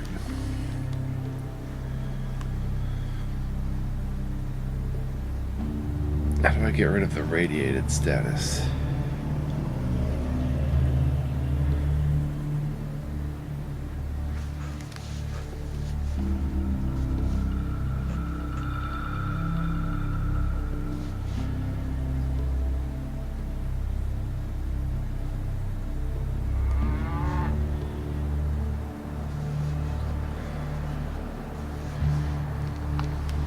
I'm just about over encumbered, so let's sell some stuff.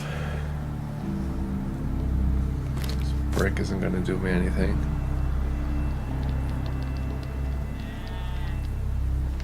This broken shovel won't help. Toilet paper. Give me your rubles for this.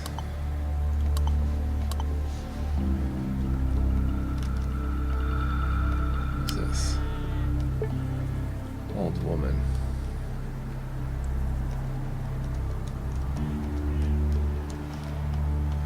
Is that guy still here? See rat.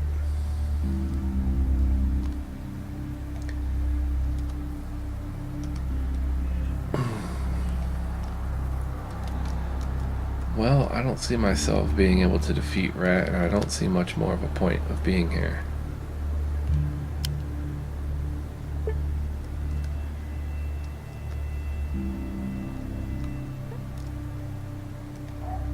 So I think we're going to be on our way.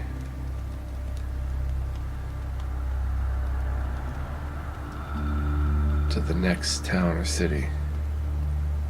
I think that I have radiation poisoning.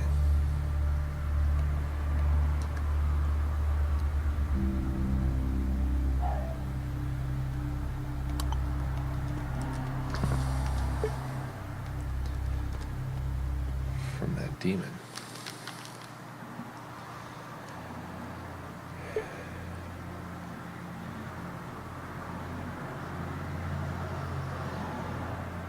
Oh wait, let's go back in there.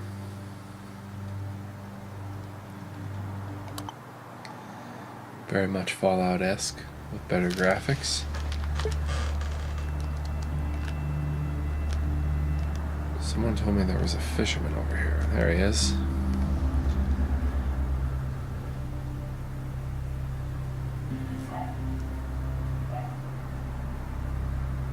Before you stands a tall, gray-haired man in a scruffy-looking sweater. He looks at you suspiciously and without blinking. There's a knife in his hand that's pointing in your general direction. From the look of the fishing pole scouted on the shore, he was fishing before you arrived. Who are you? I don't know you. Get away from me. Whoa, calm down, man. I'm just passing through. Yeah, or that's what you're saying. I know you travelers from Adam. The moment I turn my back on you, I get knifed. The problem for you is I don't have any money or any food, so it's best you move along. Go con some of the towners. Frickin' adventurer. Huh. Just wanted to ask a few questions. The man has a short inner struggle before he finally puts down the knife and squints his eyes at you. Fine, let's chat. How's the fishing? Caught anything recently? Somewhat. This pond is pretty small, but there's plenty of fish in there. The problem is that although dumb, even those critters learn over time. Now they aren't biting as fast as they did before. Can I fish too? You want to fish, eh? Well, maybe you can. It's just that you don't really know what the local fish like.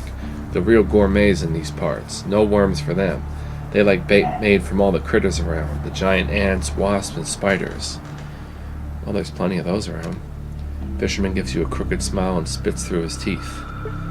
Yup, there are many of those mutants and freaks in these parts. But how would you know which of their limbs and organs are fit to make bait? I'd wager you don't know, am I right? So here's what we're gonna do. Go to the nearest pub and get something strong. For that, I'll teach you the basics of bait harvesting. Just remember, I don't want anything they mix themselves. Normal pre-war alcohol only, and the harder the better. Alrighty.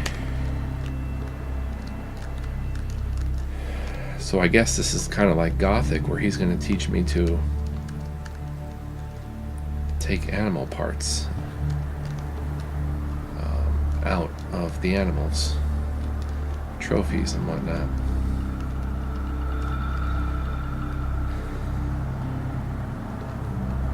Ground beef is beauteous. Alright, let's see. Pre-war alcohol.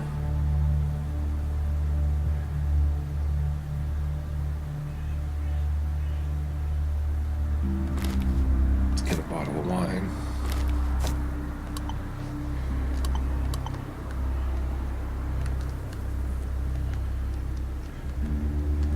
So what about the critters I killed already? Are their corpses still around?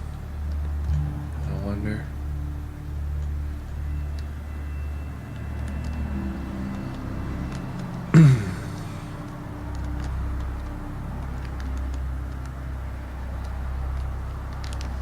I wonder what happened if I would have put that ghost inside of me, or that demon.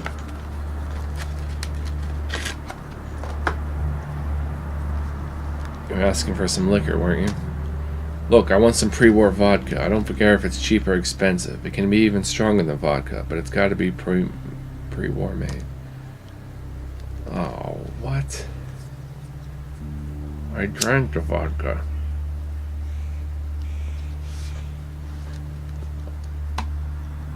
I can't fulfill your request, sir.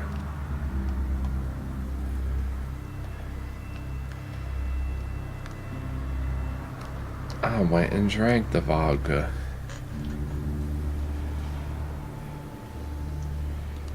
I only had 2 bottles of it.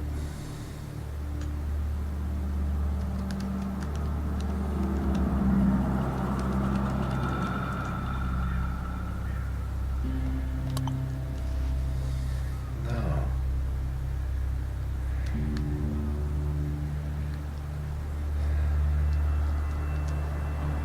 Dang, Flabbit.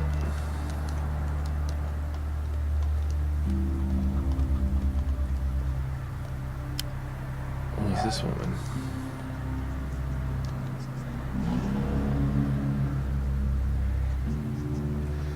Before you stands an older woman with a straight back and a strict face. In her gaze you detect concealed sorrow and a glimmer of intelligence.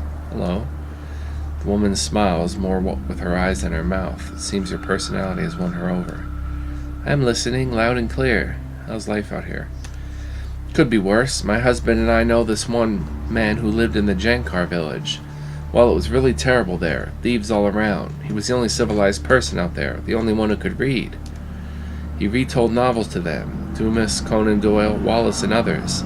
The thieves, they clothed and fed him for that, but he worked no less than any other poor soul. You may find it strange, but for an intellectual, becoming this teller of novels is a terrible shame, a deadly disgrace. But a hungry man has to do what he has to do. Tell me about yourself. The woman looks at you with distrust at first, but it seems you made a good impression. It seems she now trusts you enough to speak her mind. There is nothing to say about myself. I live here with my husband. I work like all the rest, and before the war I was a government official, part of the city council. I know many wonderful people, poets, prose writers, scientists they were. We, my husband and I that is, helped many publish their works. Those who were not allowed to appear in print had their works copied and shared by hand. Oh, where are those people now? I'm afraid they've left us forever. It's sad to hear. What's new around the village? Nothing special. A while ago we had a military squad come through our village. They seemed like nice enough people, but they were not very talkative. It's a shame, really. Interesting. Heard any rumors? I don't follow its rumors too much. In my opinion, doing so is trite. Well, that's your opinion. Goodbye. Alright, well I can't get the vodka. So I guess I'm on my way out of here. Right? Unless there's more people that I haven't met.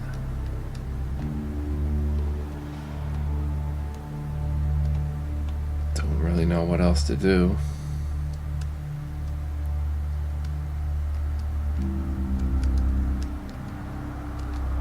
Plant crops.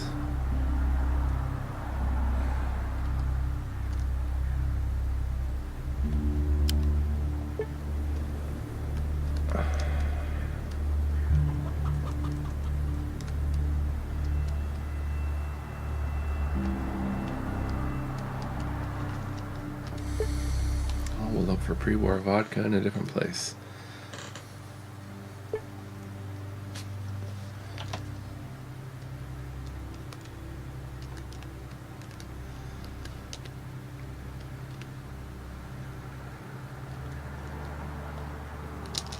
No, stop.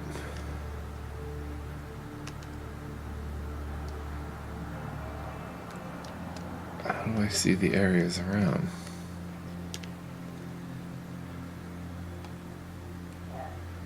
Bunker 317, Krasno-Znameni. Let's go to Krasno-Znameni.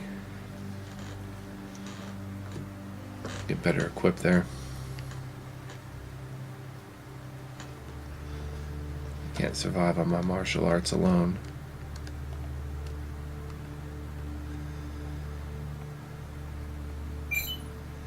You notice 3 wanderers standing around a campfire. Would you like to stop and have a talk with them? Yes.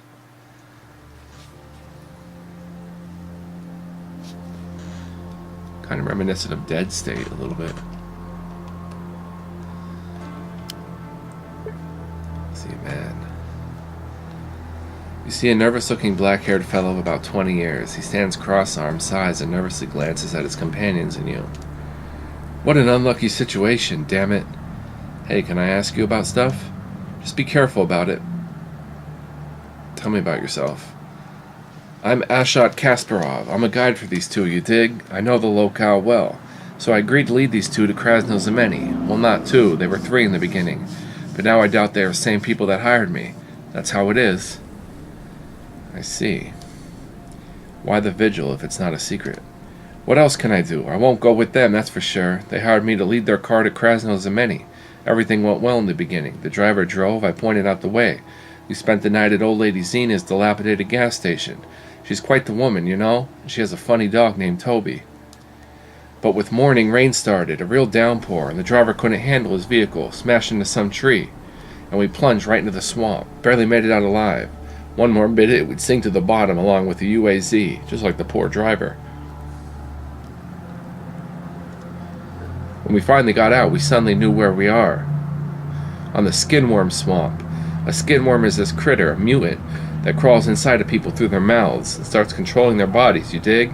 And it's so good at it, nobody can tell the difference until it's too late.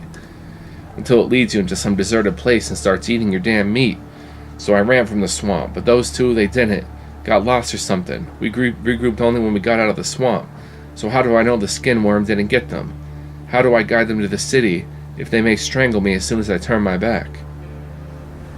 Hey, that's quite the tale. Can I help you out? Some hope sparks in the man's eyes. Oh, you really want to help? That's good. That's very good.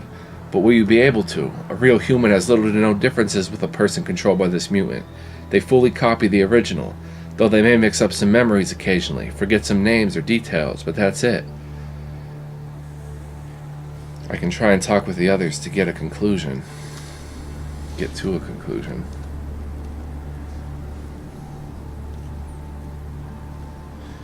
You see a tired man of about 30. His face is lacerated. In his strong, callous hands he holds an old rifle. The barrel's not aimed at anyone in particular, but travels from side to side, as if ready to take aim at one of the man's companions at any second. Upon seeing you, the man lifts his weapon. Oh wow, another one joins in. It's not in your interest to spook me, man. I can shoot you where you stand. Calm down, I just want to ask some questions. Oh well, ask away. Who are you even? Ivan Kondratev. Veselad's bodyguard. Who's Veselad? The disco dancer looking guy over there. But I won't be at his side for long. In the near future I'll probably become a gun for hire, because the shit I got into today tasted pretty sour. I see. Why are you all standing here for? We're standing because I said so. I'm not leaving this place until I know what's what.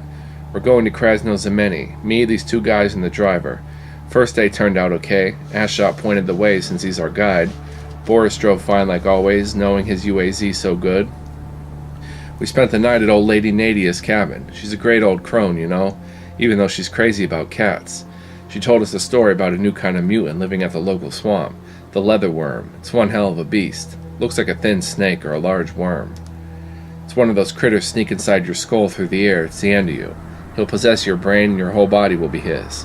And he'll do it so well, no one will have the skills to tell the difference. The biggest clue would be this. The possessed person will start mixing up names and forgetting some small events from the past. Oh, and another thing. The possessed human turns into a cannibal. It's a sciencey word for a man-eater. That's the story old Nadia told us, and on the next day we got into a car crash. It was probably raining a few days ago, so the road got all mushy. Looked like solid gravel, but in reality it was slippery as heck, so we drove off-road. And found ourselves in the middle of the same swamp the crone told us about. That's not even the worst of it. We got separated while getting out of there. Boris sank, I fell, Ashot ran away somewhere, and Veselvad done God knows what outside anyone's view for 10 minutes or so. As a result, I don't really trust these two no more. Who knows, maybe one of them is possessed by the leather worm. Pretty creepy, and he has his names mixed up. He looks at you suspiciously. How can you help me out? If one of them is possessed, he'll never show it. Till you turn your back to him, at least. I can try to talk with the others to get to a conclusion.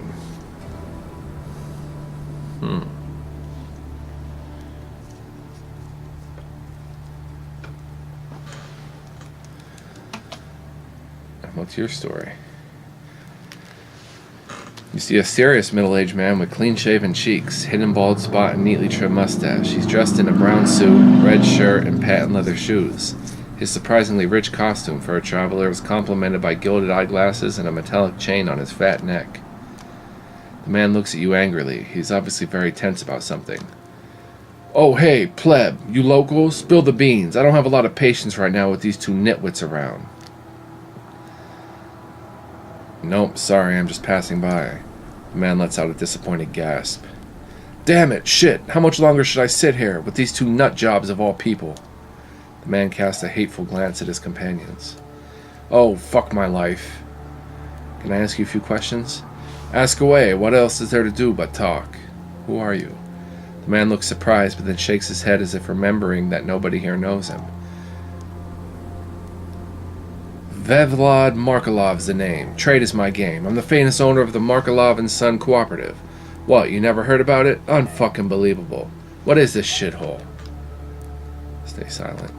The man angrily looks into a point somewhere on the horizon and sighs sadly. Tell me about yourself. Thought I already told you. I'm Vevlad Markelov, businessman extraordinaire. Don't spit. So what happened here? The man looks vexed. I, a wealthy, intelligent man, got stuck here with these two chimps. That's what happened here. I was invited to a local major city, Krasnov-Zameni, to have a talk with the Chamber of Commerce representatives. I tried to grow my business in any way possible, so I took the offer without a second thought. Got my best outfits and some samples of my wares, hired a guide, took my best guard. I thought that he was my best, at least, and got Boris on the wheel, and then we moved out into this rotten corner of the waste. What happened next? And after that there was this road, or should I say the lack of it. Nothing our UAZ truck could not handle, though. At least in the beginning. 'Twas a jolly ride. No local pleb could catch up to us. Quite nice, actually. Sitting in the warm car, looking at all the trees passing by. When night came, we stayed at old lady Valya's house. She's a good old gal, you know. She lives alone with Petka, her cat, and doesn't fear anything. A real queen of her ruined gas station. But this time she didn't just feed us and lay us to bed. She told us a story about the skin worm, how it targets people that travel alone, how it drives them mad and destroys their companions to eat them after that. What kind of beast is a skin worm? There is no such beast. That's moronic, old wives' tales, proletarian folklore, made up by people that trade with old Valya. The legend goes there's a mutant in the local swamp that if you walk there all alone, falls on top of you to form a branch and crawls inside your mouth. And when inside you, he connects to your nervous system, you know? Destroys your personality and switches it to his own. You become a sort of doll controlled by the worm from the inside. But you don't look the part. Nobody even notices your change. Only one major difference. The worm has trouble with your original memories. He mixes up names and locations and all that. And you know why he takes you over? To lure real humans into traps and feast on their flesh. Only human flesh is nutritious to the worm, they say. But that's all bullshit. Moronic bullshit. Really, so what happened next? The man's face fills with deep torment. We continued our drive in the morning. Oh, we'd been in Krasno-Zameni come noon if not for the accursed fog. You could have cut it with a knife. My Boris was an ace driver, but he couldn't see squat and crashed into a tree. Then we all fell. The tree, the goods, the car, and we inside it. All went into that stinking sinkhole. We, myself, Ivan the guard, and Kasparov the guide, we got out through the roof of the car, but Boris could not handle it. He hit his head over the wheel and sank to the bottom with all our stuff minutes later. The water bubbled for half an hour or so. And what happened next? The man sniffs and looks at you.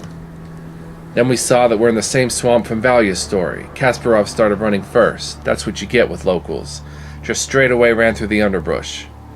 Me and Ivan, we followed, but Ivan fell into a bush while I kept on running. He cramped his leg or something along those lines. In other words, we lost each other for a while. And we regrouped only when we got here. You'd think now is a great time to start looking for some locals to help us out? Not for these two. Kasparov, the frickin' savage, told us he won't move or show us the way anymore because he can't guarantee some of us aren't changed by the worm. And Ivan, who I trusted with my life, started repeating the same bullshit, saying, Veselad, I'm not too sure you're infected by the worm, and I'm not sure about the guide either. Maybe you're both cannibals now. Maybe you're just waiting until I turn my back on you. And now we're in this dilemma. I want to look for help to get my car out of the swamp, but I can't do this with no guide. And the guide I have won't move since he's afraid we'll eat him. And my guard simply wants to abandon us as soon as his leg gets better. And meanwhile, he's threatened to shoot anyone who makes a move. I'd shoot him myself, but I have no gun, and I somewhat pity the idiot. He served me for years on end, didn't he? So that's why we're here, just sitting, waiting for something to come out of it. Know what? I can help you with your dilemma. The man looks at you with hope in his eyes. Oh, really? Well...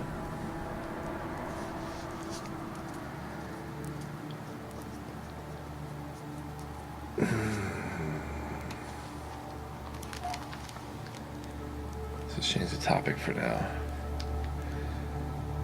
What rumors did you hear lately? Man laughs to himself. Well, I heard that Syoma Voronak is serious about taking over the Sokolovsky cloth factory. Thing is, nobody will work for this bastard, so you better stock up on cloth. There's going to be a shortage of it till winter.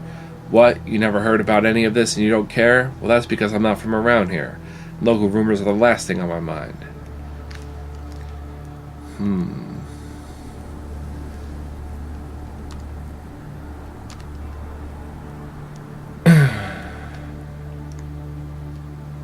And looks you ready to hug you.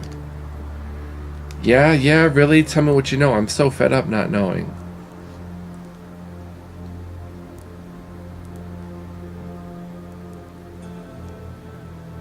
I talked to everyone, got a pretty interesting conclusion. And what is this idea of yours? There's only one monster here, and its name is Superstition. You're all nice guys. Come on. The man looks you straight in the eye and smiles strangely. Yeah, right. Who would have thought all three of us are still of the same blood? Thanks, man. I better go. Nobody could be trusted, it seems. Mumbles incoherently. Bye-bye, good luck on the road. So that was pretty cool. I figured that because they all got the details mixed up.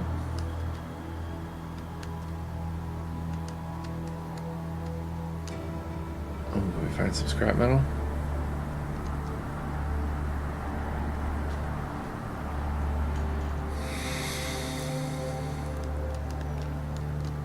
Adios, muchachos. I'm walking around in a winter vest, sweater vest.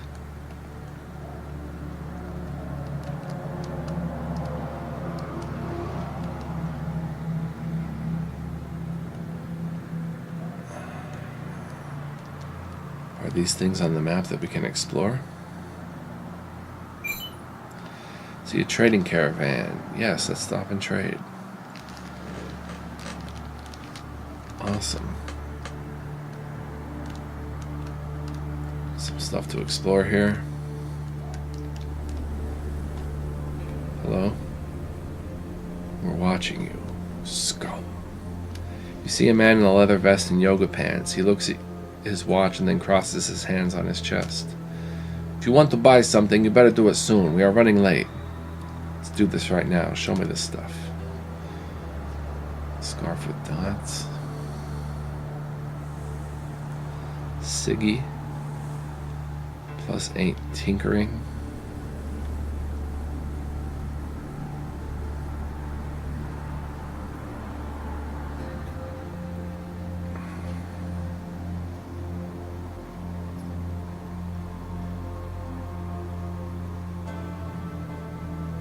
Biscuit. Ordinary army biscuit. It's bland, tasteless, but it gets the job of keeping you full done. I have some canned meat and stuff. Don't I? Yeah.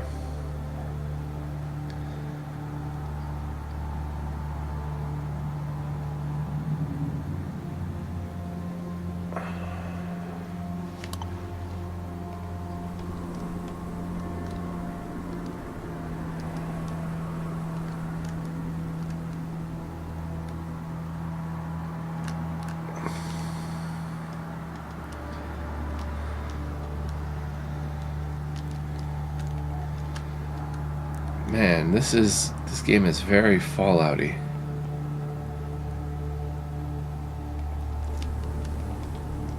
This is like Fallout 1, but with much better graphics. And it's basically identical to Fallout 1.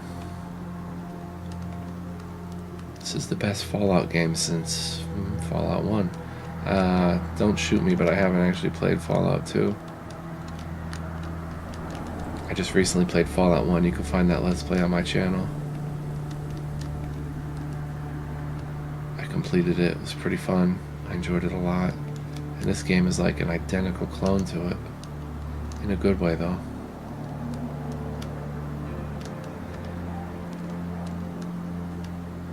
Where were those garbage cans to dig through? Over here. Flies buzzing. There's some rotten meat we can pick out.